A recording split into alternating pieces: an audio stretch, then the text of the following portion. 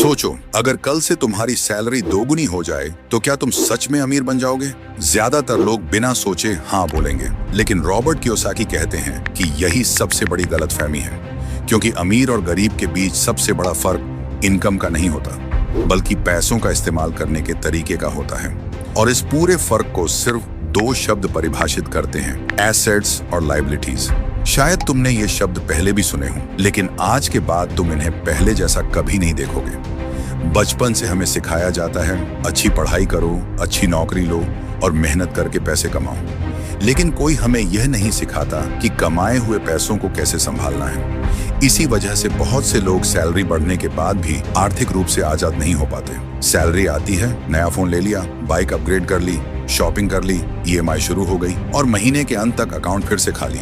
धीरे धीरे इंसान ज्यादा कमाने लगता है, लेकिन उसकी आर्थिक स्थिति वहीं की वहीं रह जाती है। समस्या कम कमाई नहीं होती, समस्या यह होती है कि पैसा गलत दिशा में जा रहा होता है। रॉबर्ट कियोसाकी इस समस्या का एक बहुत ही आसान समाधान देते हैं। वे कहते हैं, एसेट वह है जो तुम्हारी जेब में पैसा डाले और लायबिलिटी वह है जो तुम्हारी जेब से पैसा निकाले। बस इतनी सी बात, लेकिन इसी एक लाइन ने लाखों लोगों के पैसों को देखने का नजरिया बदल दिया। अगर कोई चीज हर महीने तुम्हारे लिए आय पैदा कर रही है तो वह एसेट है, और अगर कोई चीज सिर्फ मेंटेनेंस, ईएमआई या हर महीने का खर्च बढ़ा रही है तो वह लायबिलिटी है। इसलिए सिर्फ महंगी चीज खरीद लेना तुम्हें अमीर नहीं बनाता। असली सवाल हमेशा यह होना चाहिए, क्या यह चीज मेरे लिए पैसा कमा रही है या मेरा पैसा खर्च कर रही है?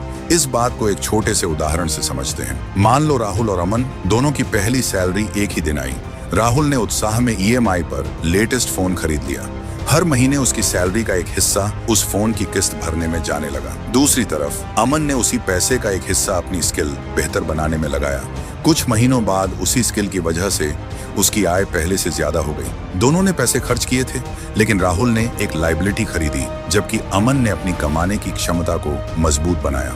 छोटे फैसले उस दिन शायद बड़े न लगे, लेकिन सालों बाद वही फैसले तुम्हारी आर्थिक जिंदगी की दिशा तय करते हैं। सबसे बड़ी गलती तब होती है जब इनकम बढ़ने के साथ लाइफस्टाइल भी बढ़ने लगता है।